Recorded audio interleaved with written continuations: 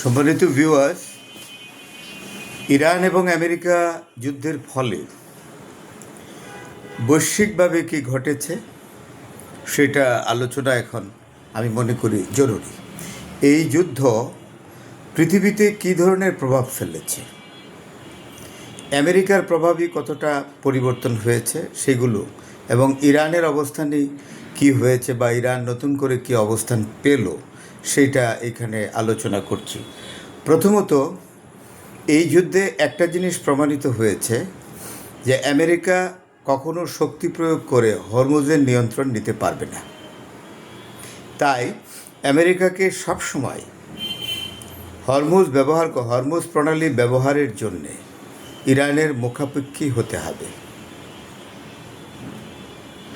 2 নম্বর, আমেরিকার যে প্রভাব মধ্যপ্রাচ্যে সেটা ক্ষীণ হয়ে গেছে এবং এই প্রভাব আমেরিকা আর আগের মতো বজায় রাখতে পারবে না।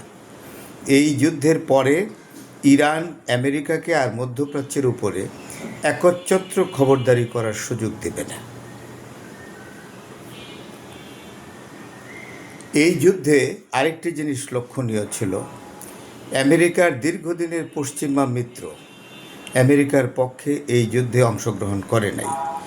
না করেছে ব্রিটেন, না করেছে ফ্রান্স, না করেছে জার্মানি বা অন্যান্য পশ্চিমা মিত্র দেশ। কোনোটাই এইবার এই প্রথমবারের মতো আমেরিকার সাথে একত্র হয়ে অন্য একটি দেশকে আক্রমণ করতে অস্বীকৃতি জানিয়েছে। যেই মিত্ররা ইরাক যুদ্ধে, লিবিয়ার যুদ্ধে, সিরিয়ার যুদ্ধে, ইভেন আফগানিস্তানের যুদ্ধে আমেরিকাকে সহযোগিতা করেছিল, তাদের কেউ আমেরিকার পক্ষে আর এই যুদ্ধে অংশগ্রহণ করে নাই ইরানের বিরুদ্ধে।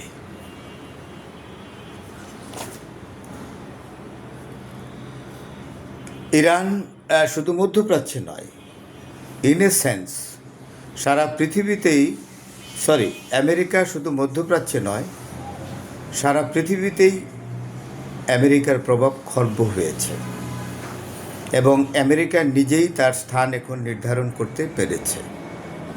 বিশ্ব ব্যবস্থায় আগামী দিনগুলোতে আমেরিকাকে অত্যন্ত সতর্কতার সঙ্গে অগ্রসর হতে হবে। ভবিষ্যতে মনে হয় আর কখনো, এটা সম্ভবত কখনো আর আমেরিকা এবং ইসরায়েল একত্রিত হয়ে অন্য কোনো তৃতীয় রাষ্ট্রকে আক্রমণ করবে না। এই প্রেক্ষিতে ভেনেজুয়েলার উপরে আমেরিকা যে আধিপত্য বিস্তার করেছে, সরকার পরিবর্তন করেছে বলপূর্বক, সেই বিষয়টিও এখন প্রশ্ন সাপেক্ষ হয়ে দাঁড়িয়েছে। আমেরিকার বর্তমান যে অবস্থা, ইরানের সাথে যুদ্ধের ফলে আমেরিকা একটা জিনিস প্রমাণিত হয়েছে, আমেরিকার সঙ্গে যুদ্ধ করা যায়। এই ব্যবস্থাটার জন্য, এই অবস্থাটার জন্য, এই ধারণাটার জন্যে চীন এশিয়ার একচ্ছত্র প্রভু হয়েছে। একচ্ছত্র চীন হলো এশিয়ার এখন সামরিক এবং বাণিজ্যিক প্রভু। এইখানে আমেরিকার কর্তৃত্ব আর চলবে না।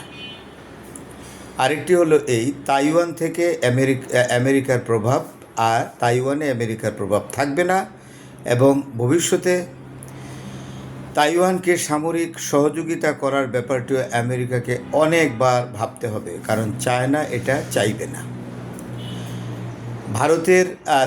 এশিয়ার পূর্ব দিগন্তে আরেকটি প্রণালী আছে যেটা দিয়ে 80% তেল রপ্তানি হয় পৃথিবীর, এবং এশিয়ার সকল দেশ এই প্রণালী দিয়ে তেল পায়।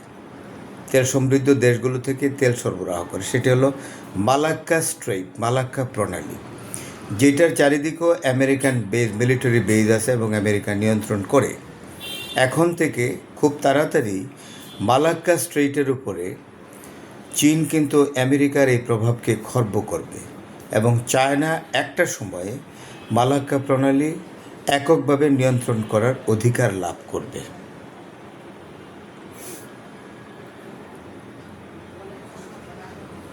সুতরাং সম্মানিত ভিউয়ার্স, বুঝতেই পারছেন পৃথিবী আসলেই বদলে গেছে। ইরান যুদ্ধ পৃথিবীকে এক নতুন অবস্থায় দাঁড় করিয়েছে। এক নতুন পৃথিবী আজকে আমাদের সামনে হাজির। আমেরিকা যদি ইরানের সাথে এই যুদ্ধে লিপ্ত না হতো, তাহলে ক্ষমতার বলয় পরিবর্তন হতো না, ক্ষমতার চিত্র নতুনভাবে চিত্রায়িত হতো না। সুতরাং এই